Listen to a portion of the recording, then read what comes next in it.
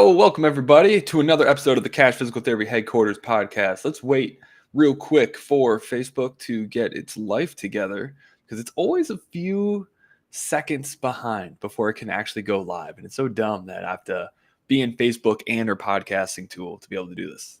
There we go. I think the user's just a little slow. It's debatable. It's debatable. Cool, guys.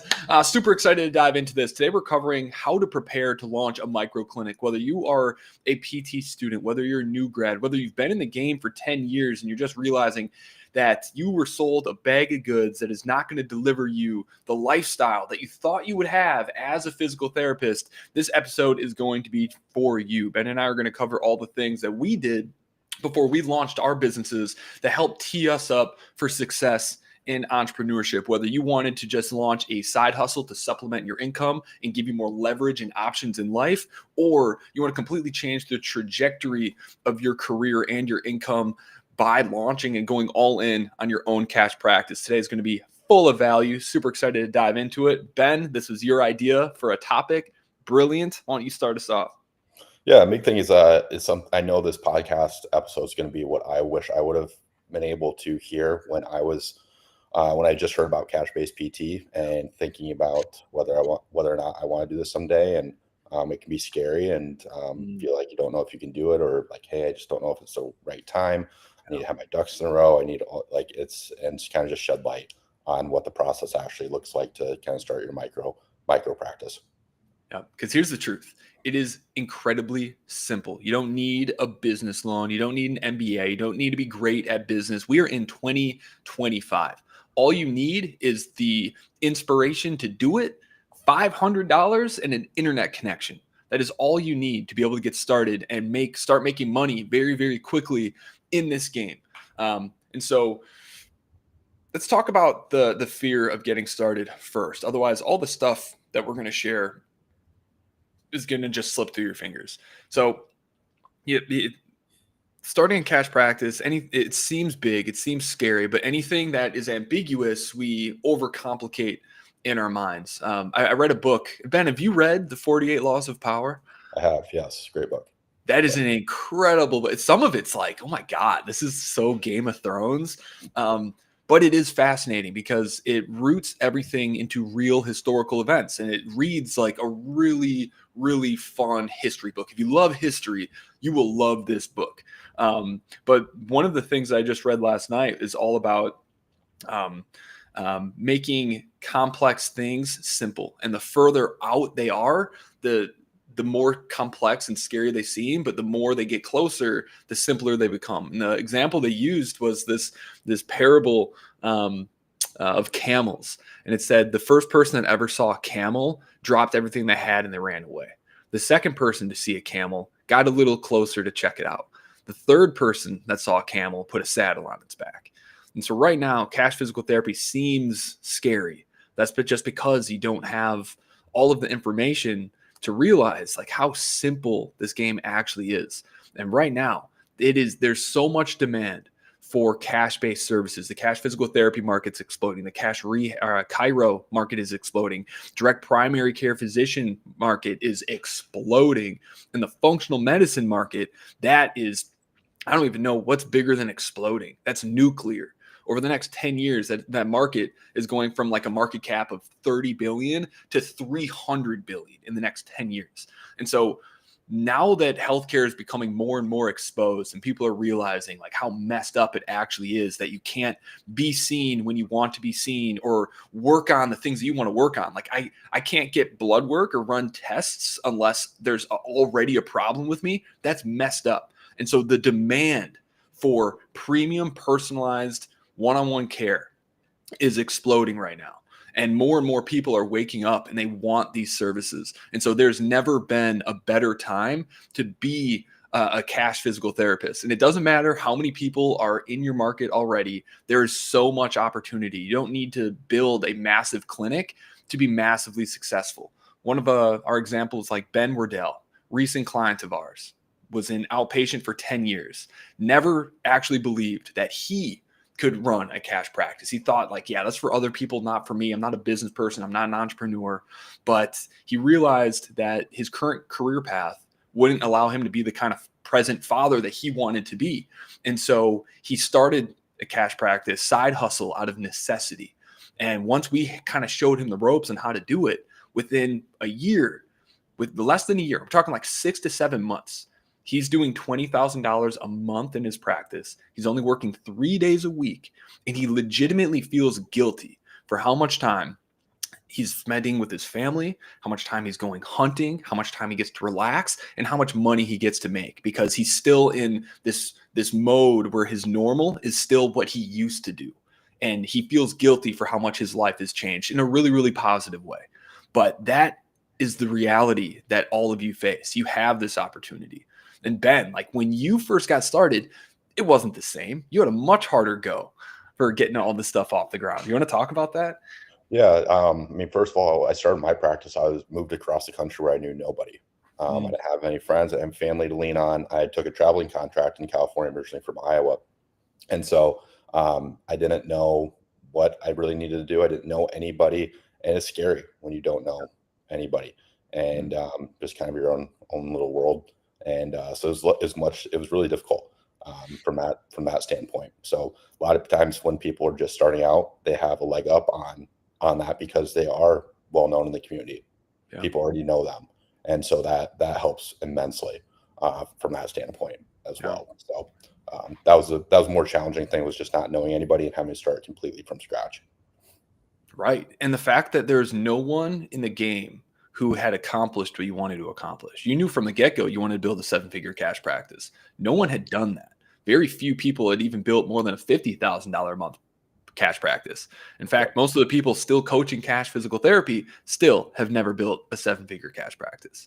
You had to figure it all out on your own, and you had to go out and learn all of this stuff on your own. So we're gonna peel back the onion. Is that how that phrase goes? Peel back the onion, peel back the layers. I don't know. On what exactly should you be focused on? What should you be learning to not just be confident in your ability to launch cash practice, but how do you properly prepare for all of this stuff? Because here's what I know. If you're listening to this, you are either an already established cash practice, or you're someone who's really, really interested in doing that. And maybe you're feeling guilt and regret for getting your DPT because now you have all this debt, and you feel guilty because now your spouse or your partner is partially responsible for paying off that debt. And you're realizing that the income you're making and how hard you're working does not align with your future financial goals. And you're seeing that, each year you're not really getting the raises that you expected. You're working 10 times harder than you expected with the patient populations you weren't planning on working on or didn't dream of working with. And you're realizing that if you don't make a change, this is going to be your life for the next 30 years. And hopefully you're going to have enough saved up and as a nest egg to be able to retire off of. And that's a really scary place to be. And so you're left with two choices. You can continue to work where you're working and keep doing what you're doing for the next 30 years and hope that works out. You can go and try to find another job, but you're going to quickly realize that they're all pretty much the same. It's not your job, it's the healthcare system. Or you can go all in on yourself and start to bet on yourself and to start to develop the skills that will give you the leverage you need to make the choices you want to make in life. So you can choose who you help, how you help them, and most importantly, when you get to help them.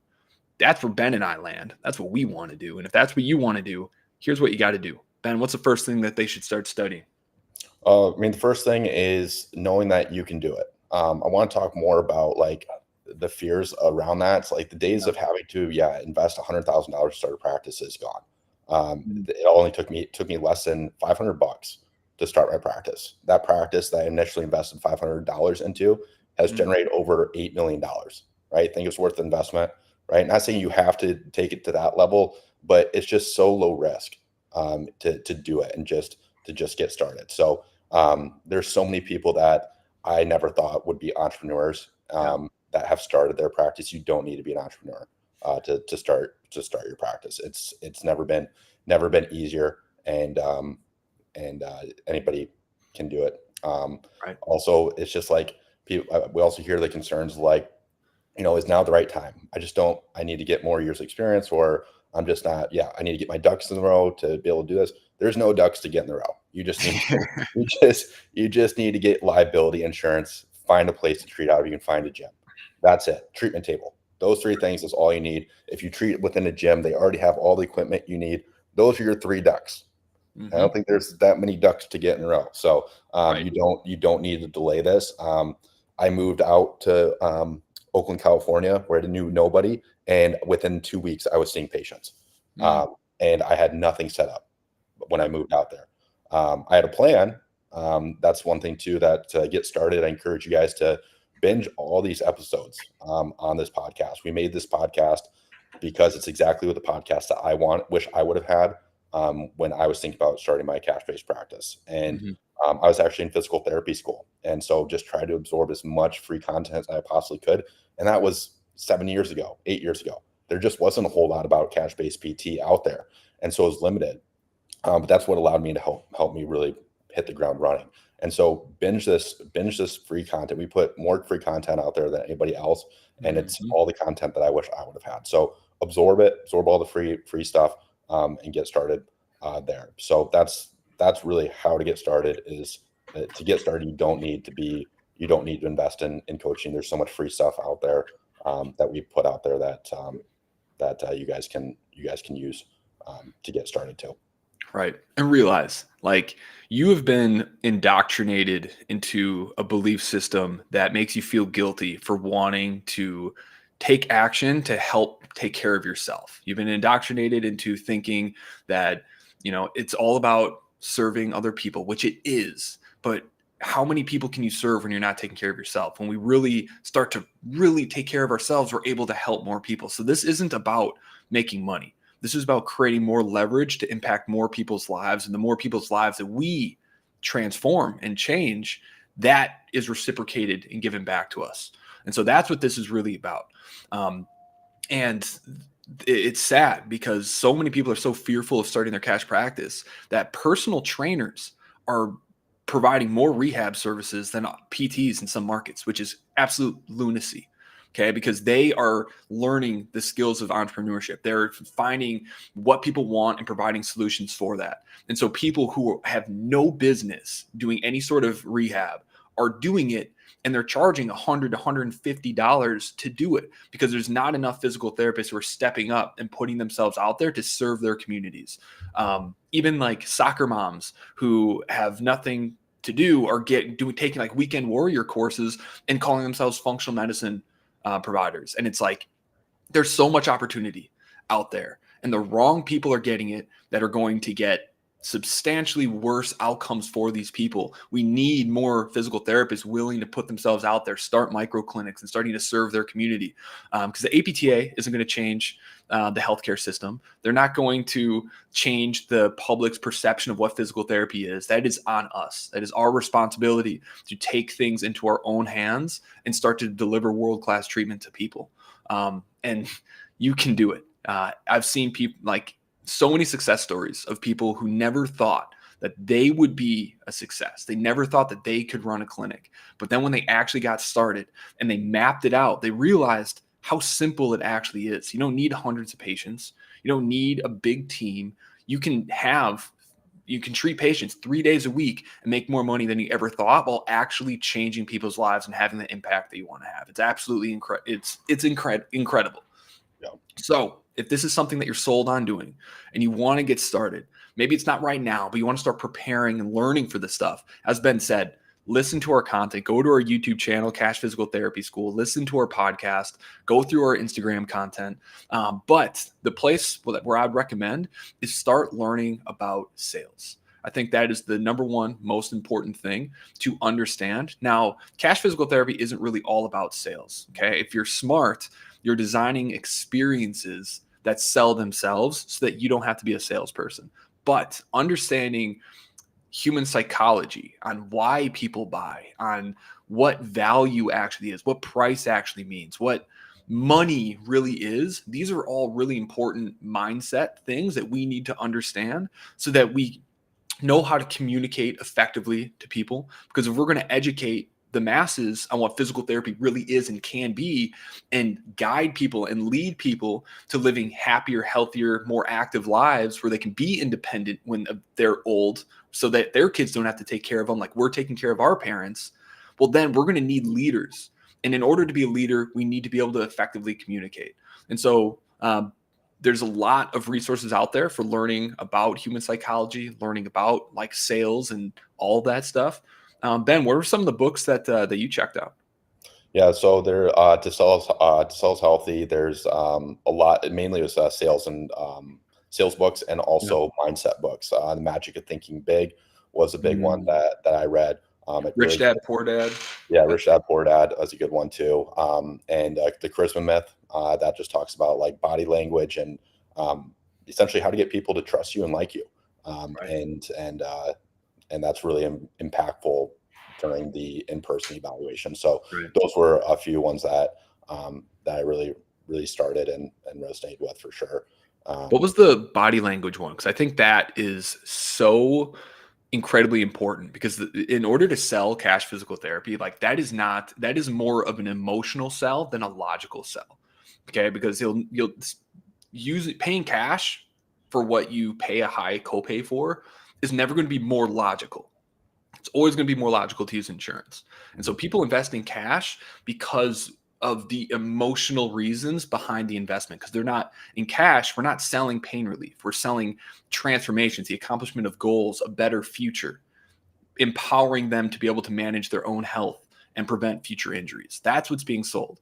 And so understanding the body language and how to nail the subjective assessment, that is the key to winning people over and having them truly understand what's the difference between what you're doing and what other people are doing at typical in-network clinics. Yeah. So I think Yeah. that book would be uh, a huge win for folks. But if you hate sales, like I know you do, I would recommend reading the book, The Go Giver. That is a really, really good one, because all of you, you're givers. You're not takers. That's why it's uncomfortable to talk about money. It's uncomfortable to talk about sales. It's uncomfortable to charge people for your services because you're a giver. But that book does a really good job of illustrating that in order to give, we have to be able to receive, because we can only give equal to the amount that we receive. So the more we receive, the more we can give. And that's a really good book to help make you feel and comfortable and ethical, make it, feel more ethical and safe in your mind to ask to receive, and open that up in your mind, because we're not very good at receiving if you're a giver. The other book is How to Make One Hell of a Profit and Still Get into Heaven.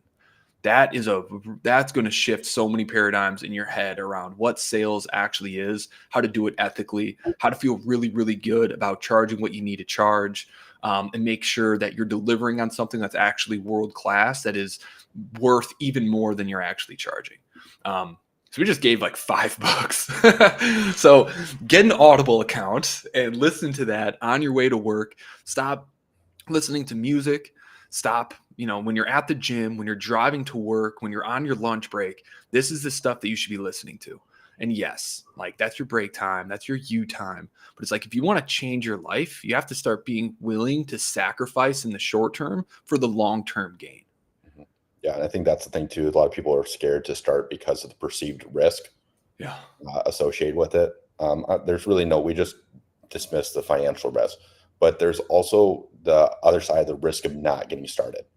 Like if I would have waited 5 years, I've been out of school for now almost 7 years now, almost 7 years.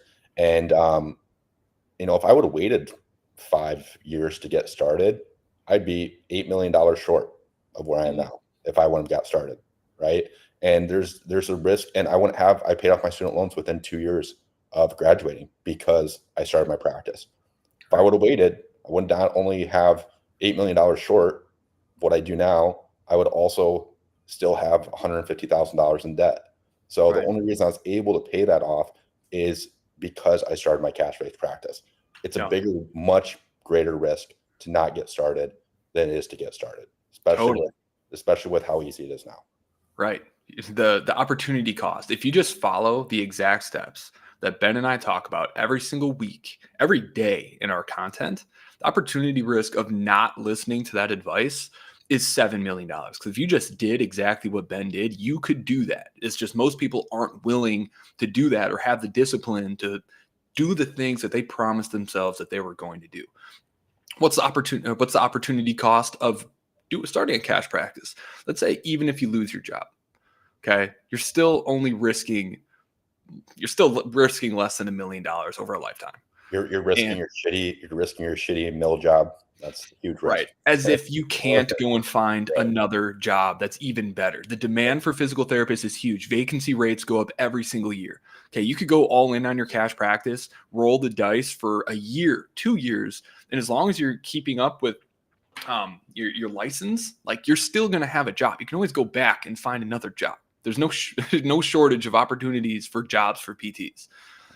So if you just do the math that way, and you're willing to just fail and have some setbacks and not get deterred by the social pressures of going out and trying to do your own thing and maybe living more frugally for a little bit, it's like that. I'll take that every single time. I'll start over 20 times because I'm young. I can afford to start over a bunch of times right now. So it's, the best time to start how does that expression go? I'm just butchering the expressions today. It's like the best time to plant an oak tree was yesterday. I think that's how it goes. Yes. And the next best time is now.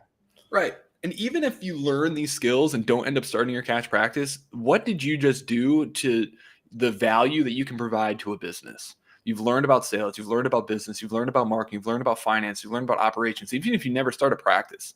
You think that's going to benefit your life down the line? If you have all the information that Ben and I started out with, extrapolate that over the next 10, 20 years. Your life is going to be completely different. So stop thinking personal development is for losers, because that is the dumbest, most loser thing I've ever heard for people that think that. It's crazy. I remember my brothers, one New Year's, we're all together. And I was talking about how every New Year's I journal, I reflect on the entire year, I say what I want to do better this year. And they asked oh yeah, what do you write about? And I'm like, well, for the last 6 years, I wrote down that I want to be more disciplined. And they made fun of me. They made fun of personal development and self-help books, all that stuff, because it's and you're still trying to be more disciplined after all of that. It's like, I'm more disciplined than compared to when I started.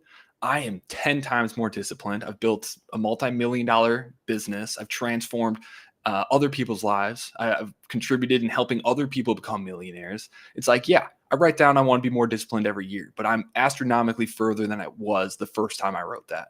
And it's a lot of people think that way. And it's it's crazy. Incremental effort over time, how it compounds is insane. And so start leaning into that. Start learning now. Stop wasting time on being a consumer of content. Start being a creator. Stop wasting time listening to music. Learn. And then when you can't learn anymore, then listen to music. Yeah, there's a difference between risk and calculated risk. That's a big lesson in this podcast is there's a difference between risk and calculated risk. Yeah. This is a calculated risk with hundreds, thousands of other people just like you that have already done it and been successful. Right. Let's talk about the risk that you took when you took out a $200,000 student loan. That is not, and that's the thing is that's not even a calculated risk. That is a risk.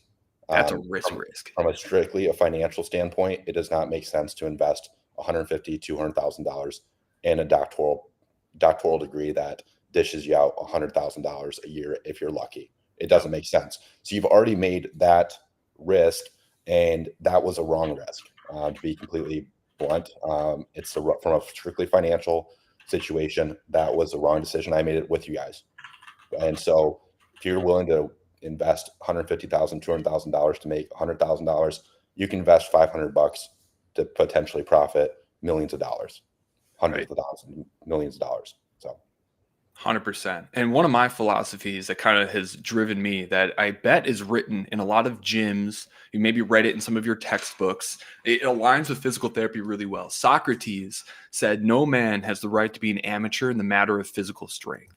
It is a shame for a man to grow old without seeing the beauty and strength of which a body is capable." Okay. I think all physical therapists would agree with Socrates' statement there. I would take this a step further where it is an absolute shame if people live their lives just allowing life to happen to them and never developing the skills or the character to start to work on themselves to realize their greatest potential. To me, there's no greater fear in my entire life than being on my deathbed, knowing that I had so much more to give, but I never took the action to actually see what I was capable of.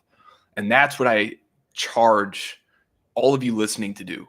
Start thinking about what would happen if I played all out, if I went as big as I could, and I didn't allow fear to control my daily actions, fear of what other people would think, fear of what if this doesn't work, all of the buts, what ifs. Cut that shit out. Do it anyway. See who you become, because through failure creates growth. You can't grow without failure, just like how we build muscle. And every single time you fail, the version of yourself that you become becomes stronger, more resilient. And so if you're afraid, good, do it. That is the exact signal that this is something that you should do, because that's going to turn you into a stronger, better version of yourself.